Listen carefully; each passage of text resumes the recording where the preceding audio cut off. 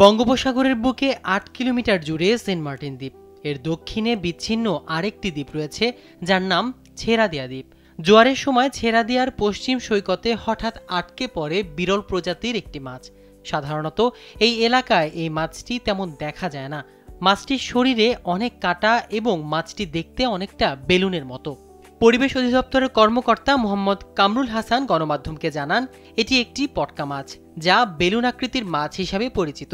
শত্রু মোকাবেলায় মাছটি নিজেকে বেলুনের মতো ফুলিয়ে তুলতে পারে এবং বিশেষ করে এর কিছু প্রজাতি অত্যন্ত বিষাক্ত।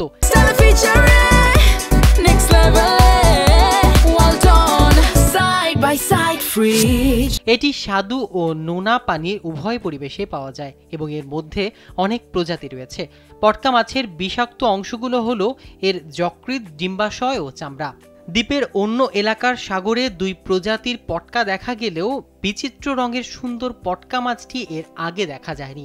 আর মাছটি দেখে স্থানীয়রা উচ্ছ্বাসে মেতে ওঠে, কারণ এই প্রজাতির মাছের উপস্থিতি দ্বীপের প্রাণবৈচিত্র্য ফিরে আসার বড় লক্ষণ। পরিবেশ অধিদপ্তরের কর্মকর্তা আরও জানালেন, কাঁটাযুক্ত পটকা মাছের উপস্থিতি প্রমাণ করে সেন্ট মার্টিনের পরিবেশ ও জীববৈচিত্র্য সুরক্ষায় সরকারের নেয়া বিভিন্ন পদক্ষেপের সুফল ফলতে শুরু করেছে।